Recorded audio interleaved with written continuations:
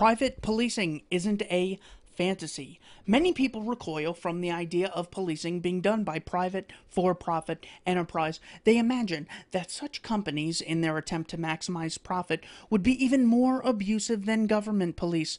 But what most fail to realize is that private police already exist in America, and to a large extent, there are an estimated 3 persons employed in private security for every public cop. These include a wide range of roles and skills, from the night watchman at a construction site to sophisticated cybersecurity experts ensuring that financial transactions are secure. Private policing isn't some fantasy, and it isn't just a luxury enjoyed by the rich. Every time you enter a shopping mall, go to a department store, visit an amusement park, enjoy a live professional sporting event, or use PayPal, you are being protected by people trying to maximize profit. In a free market where transactions are voluntary, customers need to be pleased in order for companies to survive. People generally prefer to not be groped when they travel, choked for selling cigarettes, or having their homes raided by SWAT teams in the middle of the night for possessing a plant. It is only government police that engage in these types of activities because when a police agency's source of revenue is involuntary and divorced from the quality of the service it provides, abuses are more likely to occur. Perhaps equally as important is that private police do not enjoy the legal privileges that government police do, but are on equal legal standing with the rest of us. They want to avoid lawsuits for injury because they, not the taxpayer, will be liable.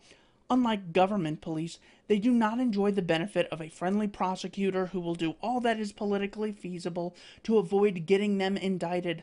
Private police do not have union contracts that keep them from being interrogated after a shooting or allow them to be reinstated after being fired for misconduct, as public police do.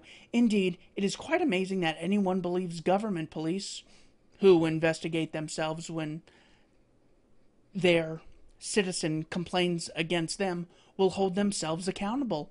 Despite the far greater number of private police, we rarely hear about them shooting anyone, and this is not because they have a less dangerous job. Rather, private police are killed more often than government police, and a greater portion of those deaths are the result of violence rather than accidents.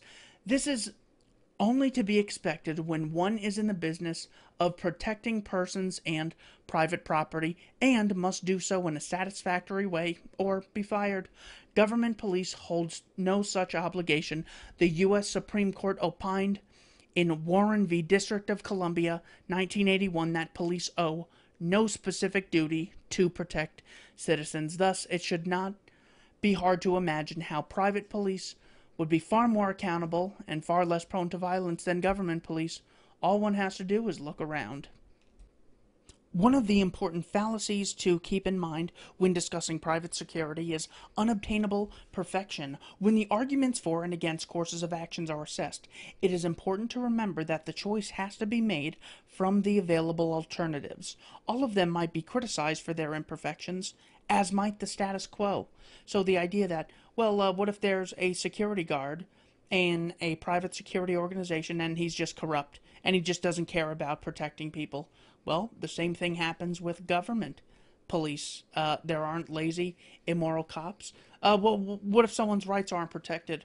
Well, there's like 15,000 homicides in America annually. There's tons of rape, tons of theft. There's mass looting as we speak, and the police aren't protecting us there. So, yeah, there's no, what I'll often hear is, well, there's no guarantee in a free market that I'll be protected. Yeah, there's no guarantee under a government that you'll be protected either. There is a guarantee that they will fund immoral things and have very little incentive to improve the quality of service.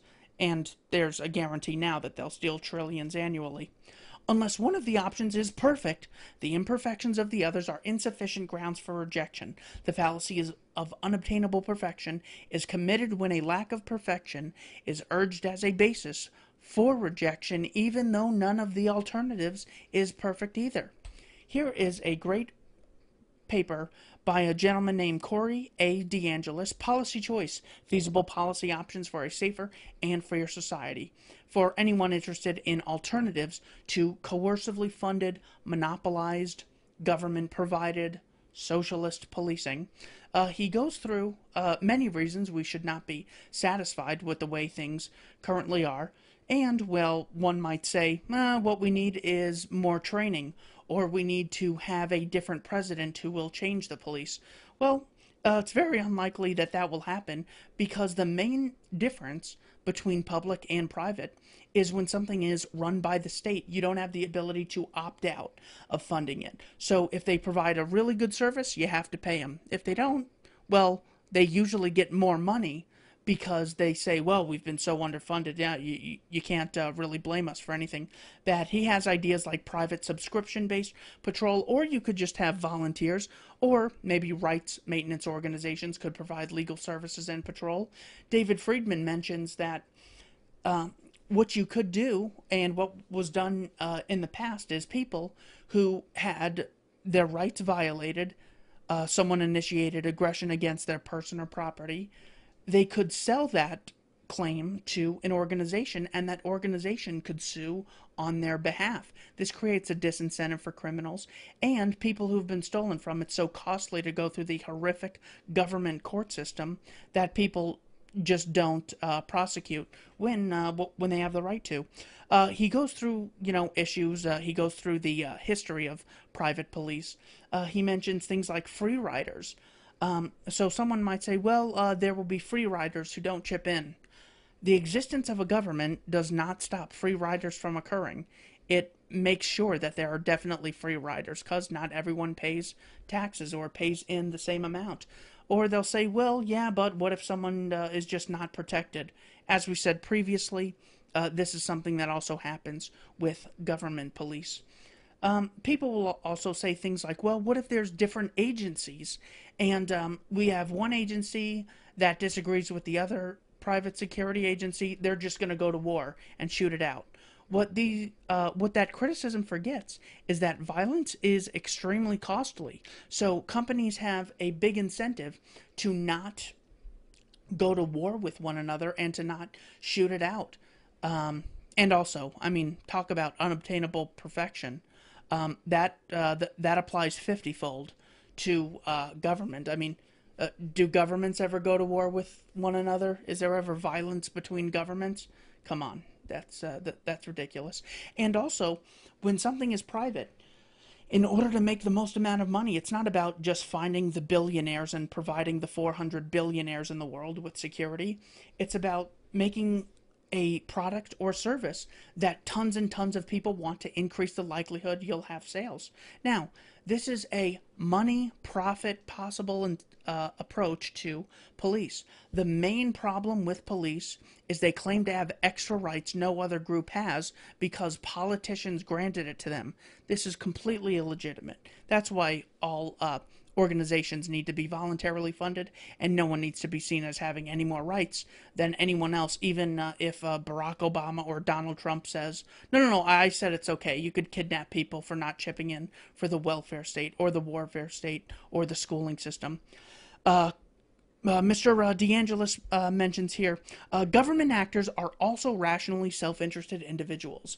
This is a main thing. So to say that, well, that they'll just be greedy and, greed is what the private sector is all about. Yeah, there's greed in the private sector. And the way that greed is fulfilled is by making a product that a lot of people want to buy and voluntarily purchase from you. When there's greed in the public sector, well, then that just leads to the state looting more from the civilian populace. So it's important. This is a great one. The Wild West enforcing tickets for traffic violators. The Not So Wild West by Terry Anderson is a great read. Mr. DeAngelis also references a lot of private law studies that have been done by people like Bruce Benson. You also have people like Edward Stringham, who wrote Anarchy in the Law and Private Governance, deal with a lot of these things. So, in other words, if you disagree with this position of private security that's voluntarily funded and no security officer has any more rights than your average person, what you have to justify is why a group of people called the government group has the right to give people some privileges that no other group has. Why do I have to obey the police officer and the police officer not have to obey me? Aren't they there to protect and serve me? well, then I should be able to boss them around too. It's a completely contradictory view of how things should operate. They also have to explain why a coercively funded monopoly police is superior to a voluntarily funded competition industry in security. I want to talk about your most recent work, a book called When All Else Fails, The Ethics of Resistance to State Injustice. What is the moral parity thesis? Good. So the moral parity thesis is the claim that the conditions under which you are able to resist injustice conducted by a government official, even one acting in the capacity of their office, are exactly the same as the conditions under which you're allowed to resist me. So basically, there's one set of rules of self-defense and one set of rules for when you're allowed to use violence or subterfuge or deceit or other things to defend other people from injustice. And that same set of rules applies to government agents as it does to defense against civilians. They are one and the same. So government agents are not owed any greater so the reverse to that thesis, the thing I'm arguing against, is what you might call the special immunity thesis, which says that government agents, either when they're working within their office or not, or maybe just democratic government agents, but some government agents enjoy a kind of special immunity against resistance and actions to resist their injustice. So in that, like, if I were to try to kill you right now just for the hell of it because I'm having a bad day and I'm misbehaving, everyone thinks that you'd be allowed to defend yourself against me and that other people will be allowed to intervene to defend you against me. But most people think that if a police officer has a bad day and starts beating the crap out of somebody, that you just have to stop and let them do it. You can complain later, you can file, maybe you should get, should be a formal investigation, but you're not permitted to intervene violently. You're not permitted to lie to the government. You're not permitted to resist them, except under really extreme circumstances. And so the book, the simple claim is just, whatever you can do in self-defense or defense of others against anything that I, Jay Brennan, do, you can do against the U.S. president.